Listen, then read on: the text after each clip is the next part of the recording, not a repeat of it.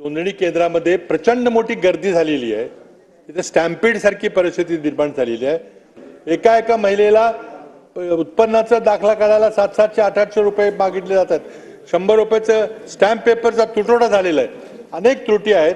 तर माझी शासनाला आपल्या मार्फत विनंती आहे की 15 जुलैची अंतिम तारीख पूर्णपणे काढून टाकावी। कुठलीही अंतिम तारीख असता कामा नये आणि निवडणुकीपुरता ही योजना आणलेली आहे, पुन्हा पुन्हा बंद केली जाईल।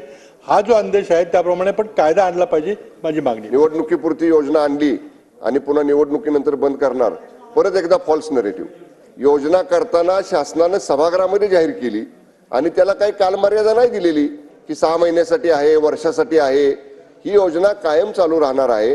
काही बाबी आहेत की ज्या बाबतीत आपण तारखेचा उल्लेख केला, गर्दी होती त्याचा उल्लेख केला, 61 ते 65 मधली जी गॅप आहे वयाची सिनियर सिटीजन पर्यंत जाईपर्यंत, या सगळ्या गोष्टींच्या बाबतीत माननीय मुख्यमंत्री आणि दोन्ही उपमुख्यमंत्री संबंधित विभागाचे मंत्री श्रीमती तटकरेताई महिलांना या योजनेचा लाभ मिळवताना त्रास होणार नाही याची पूर्ण दक्षता सरकार घेईल।